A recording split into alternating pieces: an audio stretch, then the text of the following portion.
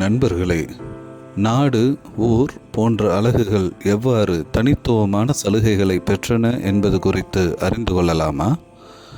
மிக நீண்ட காலத்திற்கு முன்பு தென்னிந்தியாவை ஆட்சி செய்த சோழ பேரரசின் காலத்தில் 2 வகையான இடங்கள் இருந்தன. ஊர் என்பது கோட்டை சுவர்களால் சூழப்பட்ட நகரங்களை குறித்தது. இங்கு மக்கள் நெருக்கமாக இணைந்து வாழ்ந்தனர். இந்நகரங்கள் நிர்வாகம், வர்த்தகம் மற்றும் கலாச்சாரம் போன்ற முக்கிய செயல்பாடுகளுக்கு மையமாக திகழ்ந்தன. இவை பல்வேறு நிகழ்வுகள் நடைபெறும் பெரிய மையங்களைப் போல செயல்பட்டன. மறுபுறம் நாடு என்பது இந்நகரங்களை சுற்றியுள்ள கிராமப்புற பகுதிகளை குறித்தன. இப்பகுதிகளில்தான் விவசாயிகள் வாழ்ந்தனர். நகரங்களில் வசிப்போர் அனைவருக்கும் உணவளிக்க தேவையான பயிர்களை அவர்கள் இங்கு பயிரிட்டனர். சுருக்கமாக சொன்னால், ஊர் என்பது நகரங்களையும் நாடு என்பது கிராமப்புறங்களையும் குறித்தன. சோழ பேரரசின் நிர்வாக அமைப்பில் ஊர் என்பது அடிப்படை கிராம சபையாகவோ அல்லது உழவர்களின் குடியிருப்பாகவோ விளங்கியது.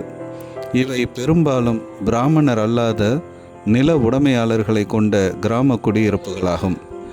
இந்த ஊர் கிராமங்களின் தொகுப்பை கொண்டு அமைந்த ஒரு பெரிய நிர்வாக பிரிவே நாடு ஆகும்.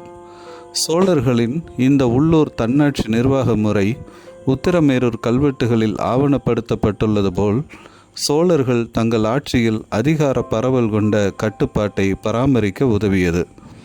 பேரரசை நிர்வகிப்பதற்கும் வணிகம் செய்வதற்கும் நகரங்கள் முக்கியத்துவம் வாய்ந்தவையாக திகழ்ந்தன. அதே வேளையில் கிராமப்புறங்கள் உணவு மற்றும் வளங்களை வழங்கின. இந்த தெளிவான பிரிவினை சோழ பேரரசின் நிர்வாகத்தை ஒழுங்குடனும் சமநிலையுடனும் வைத்திருக்க உதவியது.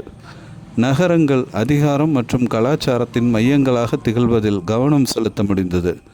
அதே சமயம் கிராமப்புறங்கள் அனைவருக்கும் உணவளிப்பதிலும் பேரரசின் செயல்பாடுகள் சீராக நடைபெறுவதை உறுதி செய்வதிலும் கவனம் செலுத்த முடிந்தது.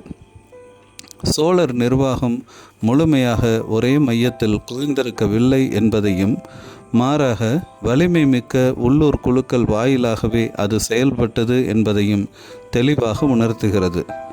நாட்டார்கள் நாட்டையும், பிரம்மதேய கிழவர்கள் பிராமண நில உரிமையாளர்களையும், நகரத்தார்கள் வர்த்தக சமூகத்தையும் பிரதிநிதித்துவப்படுத்தினர்.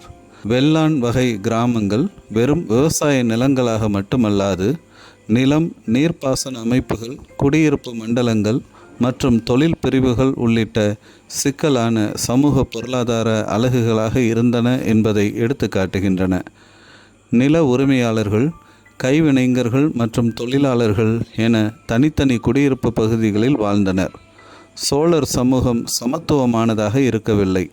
மாறாக கனியுடையோர் எனப்படும் பயிரிடுவோர், உழுகுடி எனப்படும் குத்தக விவசாயிகள், கைவினைஞர்கள் மற்றும் தொழிலாளர்கள் என்ற படிநிலை அமைப்புடன் கட்டமைக்கப்பட்டிருந்தது.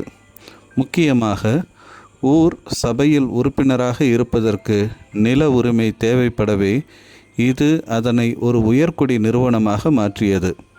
இவ்வாறு ஊரும் நாடும் வெறும் நிர்வாக பிரிவுகளாக இருக்கவில்லை.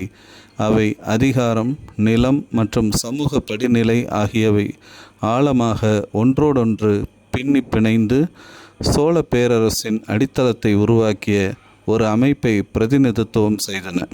நன்றி. தொடர்ந்து இணைந்திருப்போம். புதிய காணொளிகளை பெற லைக் பண்ணுங்கள், ஷேர் பண்ணுங்கள், சப்ஸ்கிரைப் பண்ணுங்கள்.